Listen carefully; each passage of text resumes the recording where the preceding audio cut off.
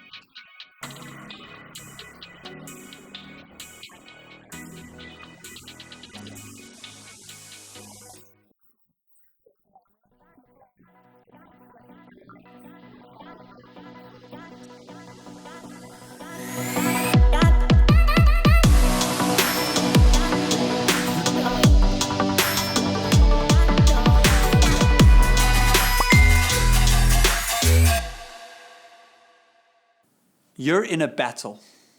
Right now, there is a battle going on all around you and perhaps even in you. It's happening in your mind. It's happening on social media and over the airwaves. And so often, you and I were caught in the crossfire of this battle. In fact, that's the title of my message today as we kick off this series, The Social Dilemma. The title of my message is Caught in the Crossfire. I looked up the definition of this phrase, and aside from the obvious meaning of actually being caught in real live ammunition crossfire, the phrase is also used to define this situation. It says being involved in a situation where people around you are arguing. I mean, this is our world, right? People arguing all around us. On social media, on the news, in your office space, maybe in your families, on your WhatsApp groups, around the braai, and even in the streets. We're caught in the crossfire between rampant polarization and division, between rising rates of depression and anxiety, between fake news and conspiracy theories. It used to be that everyone was entitled to their own opinion, but now it seems like everyone is entitled to their own facts. We're caught in the crossfire, trying to navigate uncharted territory, trying to discern wisely the best way forward for us, for our children, for our churches, and even for society. I was part of a Zoom conference earlier this week, and it was an interview with a pastor in the States, John Mark Comer, and a well-known theologian by the name of N.T. Wright. And it was a fascinating interview on our cultural moment, our current cultural moment. But after the interview, we went into sort of Zoom breakout groups, and there were people from all around the world. And one of the guys in the group was an American pastor. And we began sharing our experiences of, COVID and leading through this time. And he looked, I could see it in his face, he just looked completely deflated. And he began sharing, and he said, you know what, guys, I don't know what to do. The people in our congregation, they're literally tearing each other apart. Families are being divided in what is most probably the most contentious election campaign in American history. I could see the anguish in his face. Make no mistake, there is a battle going on around you and perhaps even in you. Now, this is not new. The methods may be, but the battle is not. The Apostle Paul, in his letter to the church in Ephesus, written in AD 62, says this. He says, "For we wrestle not against flesh and blood, but against principalities, against powers, against the rulers of the darkness of this world, against spiritual wickedness in high places."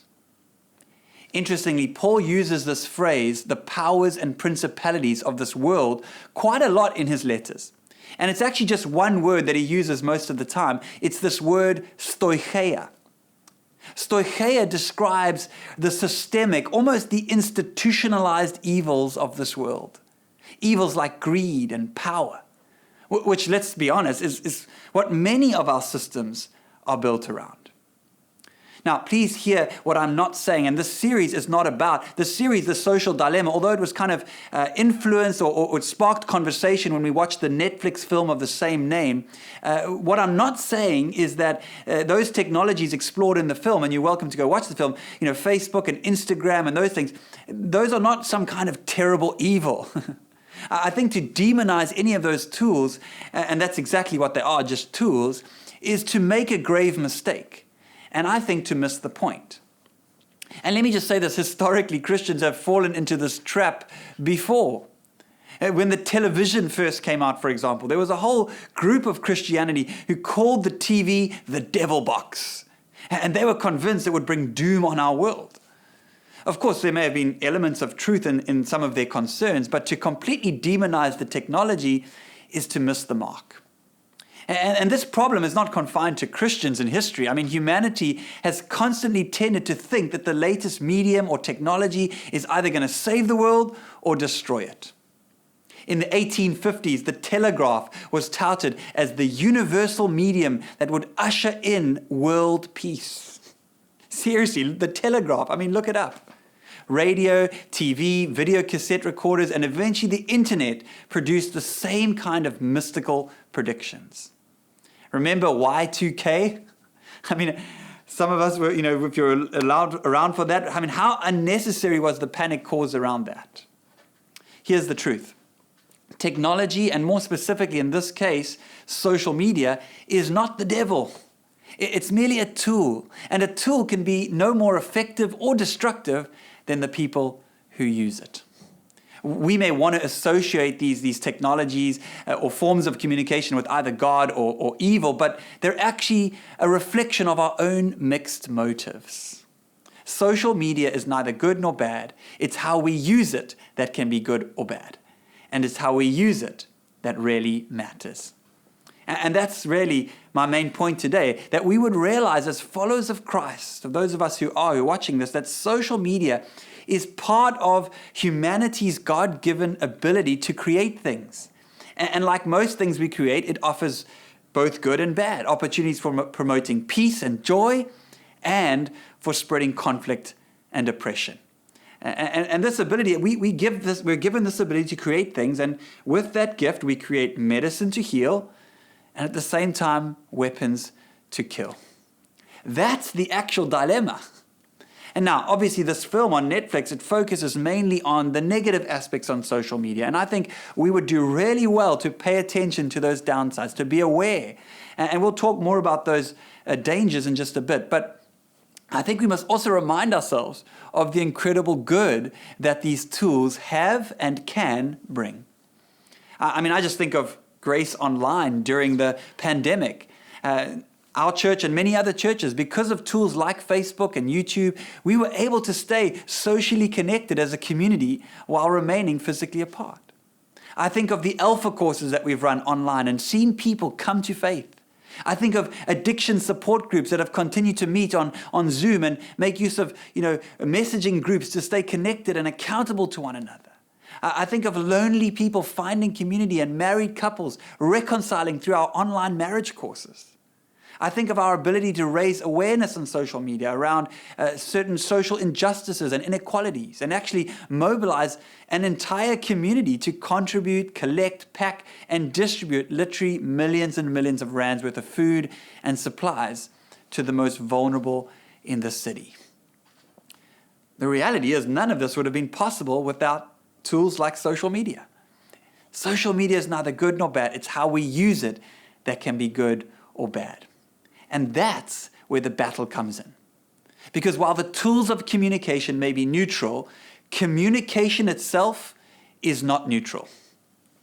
Let me say that again. This is so important. While the tools of communication may be neutral, communication itself is not neutral. This word, communication, it comes from the Latin communis, which literally means to share or to make common or even to have a possession of a common faith. And communication is, at its very heart, part of what makes us human. Just think about it. I mean, we've all faced kind of crucible moments in life that have hinged on communication. Perhaps it was a teacher that told you you had a special talent that changed the way you viewed yourself and possibly the direction of your life. Perhaps it was an unexpectedly intimate conversation that led you to sort of drop your defenses and share some of your deepest fears and hopes and longings. Communication is incredibly powerful. It can bring life or it can bring death. It's almost never neutral. In order to unpack this idea a little further, I want to introduce you today to two important words, one Hebrew, one Greek, that are found kind of throughout the scriptures. And you may have heard these words before, but the two words are shalom and diabolos. Shalom and diabolos. Shalom is often translated in English as peace, but it's far more than that.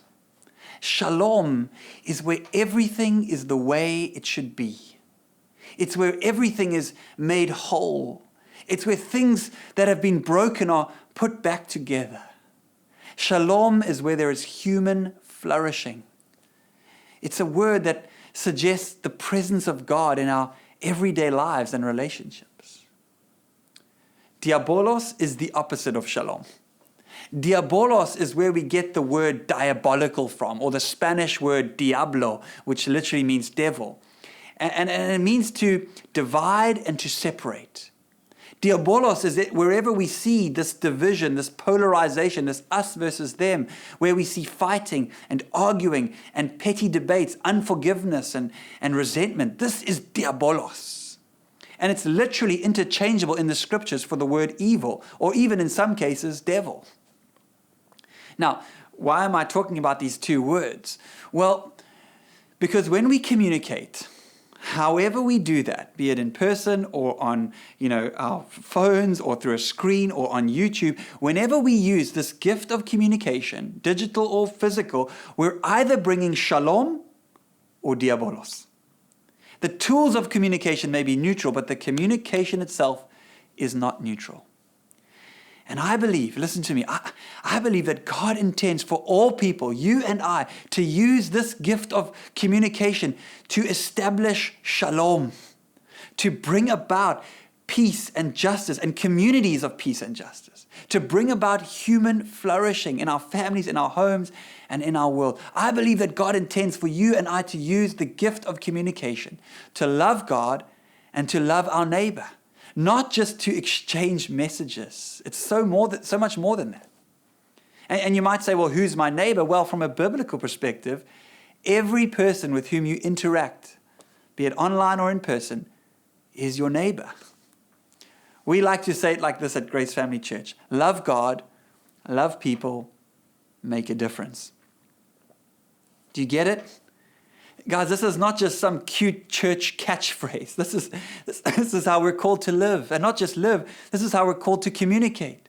This is how we're called to be online and in person. I read this fantastic quote this week. It said this: be the person you want to see more of on social media. Be the person. Stop complaining about what you see online and start being the solution to who you want to see online.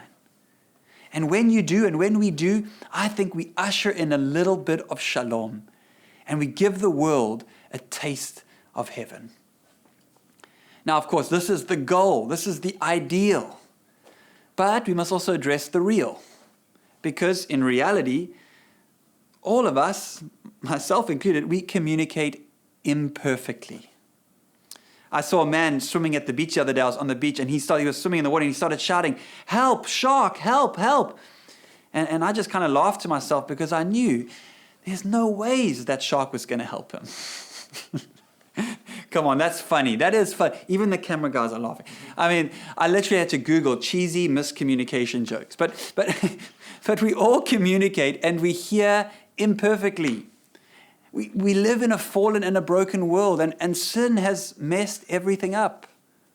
And maybe sin is not, a popular idea these days, but what sin does is it fundamentally corrupts our ability to communicate.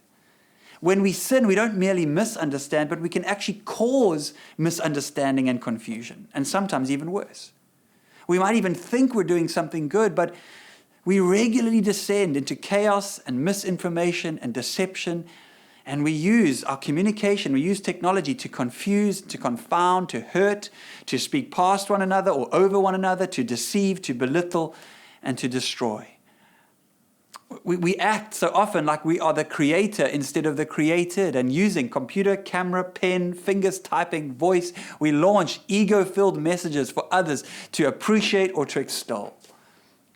Playing God, we communicate selfish agendas and personal pride. I mean, just look at some of the so-called kind of social influence on Instagram, and you'll see what I mean. I saw a joke the other day, kind of little rude, but the guy said, it's a little meme. It says, "So what do you do?" And the person responds, "I'm a social influencer." And the guy says, "Oh, don't worry, I don't have any skills either." Don't log out yet. But communication, it's a two-edged sword. Our words or our posts can help or they can hurt. And like I said, it doesn't even have to be intentionally destructive for it to be unhelpful or hurtful. There's a quote in the film, The Social Dilemma, from the guy who actually invented the like button on Facebook. And I found it illuminating. He says, when we're making the like button, our entire motive was, how can we spread positivity and love in this world? That was the idea. And then fast forward to today, and the fact that teens would be getting depressed when they don't have enough likes, or could be, this could be leading to political polarization, was nowhere on their radar. See, if communication and the technology that we use to communicate is a path to human hope, it is also a road to destruction. And I know I'm repeating myself here, but I really want us to get this. Facebook, Instagram, TikTok, Snapchat, I don't know, whatever else comes our way in the future, whatever technologies you use, and there'll be more, these things are not the enemy. The enemy is diabolos.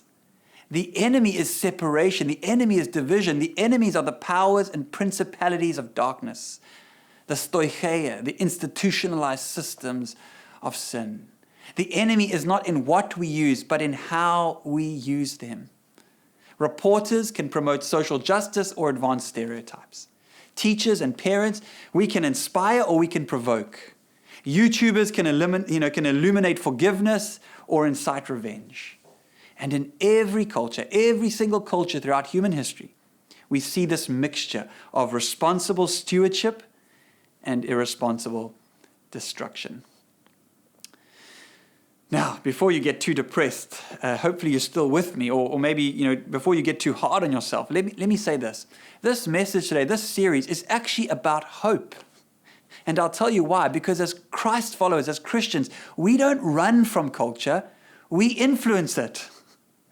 Let me say that again. We don't run from culture, we influence it. We're not part of this world, but we are called into it. And this message, it's not about running away from technology or culture. Neither is it about blindly accepting it and using it without intention. This message is about how we can use these gifts to create shalom, to bring about peace and hope and love and joy, and to be caretakers of our little corners of the kingdom, of the areas that we have influence over. Not just caretakers, actually co-creators with God. That's what God invites us to be, co-creators with Him, bringing about human flourishing, joining His mission to heal the world. That was always His dream from the very beginning, and the dream hasn't changed. So, to you watching this video right now, wherever and whenever you're watching it, let's move from simply scrolling through stories to some kind of digital stewardship. Let's move from consumption to contribution. And you may say, well, how do we do this? How do we fight this battle? How do we stop being caught in the crossfire? Well, let me go back to Ephesians 6, where we started, because the answers are, in fact, right there. Paul says in verse 12, we're not fighting against flesh and blood, but against the powers and principalities of this world. And then he says in verse 13, and I'm reading from the Message version, he says, be prepared. You're up against far more than you can handle on your own. Take all the help you can get, every weapon God has issued, so that when it's all over but the shouting, you'll still be on your feet. I love that. 3 timeless truths from the Apostle Paul right there in this verse. Be prepared. You're up against far more than you can handle on your own, and take all the help you can get. Let's look at the first one. Be prepared. In other words, be ready. Don't think that you're above or can beat the algorithms on these platforms like Facebook and Instagram. One of the quotes in the film says that social media, or more accurately, the people and companies behind it, have their own goals, and they have their own means of pursuing those goals. I mean, very clever people built these algorithms, and they are literally designed with our biology in mind to keep you scrolling, to keep me scrolling, to keep us hooked. I mean, that's what's kind of scary if you ever get a chance to watch the film, or if you've watched it. For example, if you are a heterosexual male like me, you are hardwired to be attracted to the opposite sex. That's part of your biology. And they know that. And they use that to their advantage. And so you will get half-naked women appearing on your feed. You just will. Now, that may come as good news to you, but left unchecked, that can take you down a road of some seriously messed up perceptions of reality and even addictions. Here's the truth. This goes for everyone. What goes into your mind comes out in your life. What we bow to, we will end up bound to. And what you consume most is what you conform to. So what are you consuming? Is it healthy? Is it helpful? Is it God-honoring? Paul writes in another of his letters, he says, so if you're serious about living this new resurrection life with Christ, act like it. Pursue the things over which Christ presides. Don't shuffle along, eyes to the ground. I mean, I see people walking around with their eyes glued to their phones, absorbed with the things right in front of you. Look up. Be alert to what is going on around Christ. That's where the action is. See things from his perspective. I think what Paul is saying is that we'll never be able to see our lives or the lives of those around us from God's perspective if our heads are always down. We'll never discover our purpose or our calling if we're shuffling along, eyes to the ground. In many ways, I think today's Christians are almost like the ancient Jews living in Egypt. We're kind of aliens in a dominant culture. And the idea that we can kind of disregard the media and live our own so-called holy lives, I think is naive at best. And it's alienating. It may be comforting to believe that, you're immune to manipulation or you're above all of this, but you're not, and I'm not. And every day, all of us, we're bombarded by all kinds of images and ideas that, if followed, may take us to destinations we never intended to go. Radical Christians, the kind of Christians I believe God is calling us to be. Radical Christians speak and listen and curate and scroll carefully, delicately, and intentionally. And I know that's not easy to do in a world that has fallen from grace, but every time we do, we hold up one more signpost for shalom. So be prepared. Second thing Paul writes, he says, you're up against far more than you can handle on your own. And we're going to talk more about this in the next 2 weeks as part of this series, but let me just say this for today. We cannot do this. We cannot fight the battle for shalom against diabolos on our own. We need others. Communication is not an individual enterprise, but a collective activity. And we need others to hold us accountable, to lift us up when we fall, to let us know that we're okay, to get us out of our own ego chambers, works both ways. See, all of us are prone to gravitate towards voices and ideas and opinions that reinforce our own points of view. In a fallen world, we all seek media or opinions to confirm what we want to believe, not necessarily what is accurate or truthful. Perhaps that's actually one of the greatest dangers of the algorithm, is not that it changes what we believe, but rather that it affirms what we already believe. And I see this everywhere. I'm sure you do too. People stuck in their prejudiced thinking, racist slurs and sexist language and hate speech. And all it is an attempt to redefine reality so that it's in tune with their own prejudices. So they don't have to do the hard work of looking in the mirror and dealing with their own stuff, their own garbage. I'm telling you, it's pure evil. It's diabolos. The Christian faith is a radical call to fight for shalom in the midst of diabolos. It is not and will never be a comfortable trip through a curated newsfeed.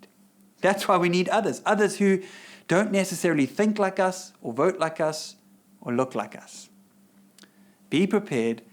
You're up against far more than you can handle on your own. That's the second point. And then finally, Paul writes, take all the help you can get. Every weapon God has issued. And let me say, there's so much that we could talk about here. We could spend weeks unpacking the significance of every piece of armor that Paul begins to describe in the next few verses when it comes to fighting a battle. This battle against the devil, as it says in most translations, but actually is this word diabolos again. Division, separation. And Paul speaks of these different armor pieces. He says the belt of truth, for example. How relevant is that today in a climate of so many untruths?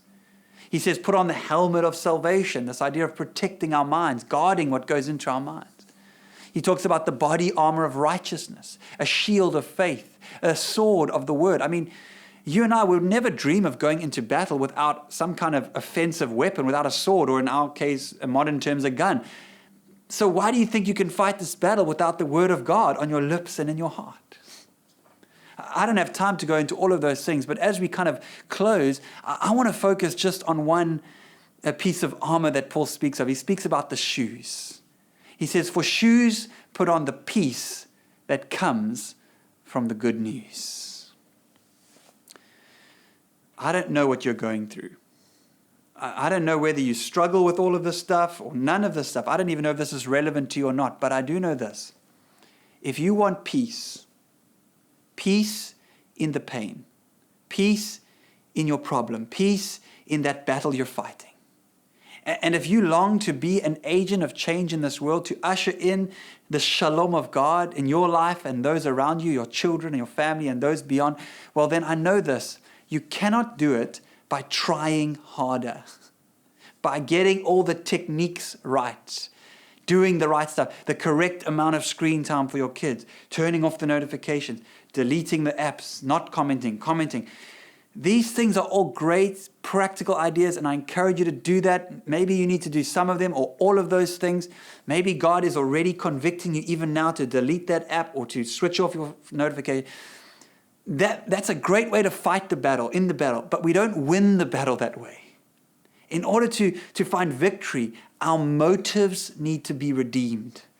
Our hearts need to be transformed, changed. And in my experience, only God can do that kind of deep work. Paul says the peace comes from the good news. And the good news is what Christ has already done for us. His sacrifice on the cross. That is the beginning and that is the end. And when you and I receive and accept that good news, it's great news. Then the reality is you no longer need likes on your post because you know the God of the universe already likes you.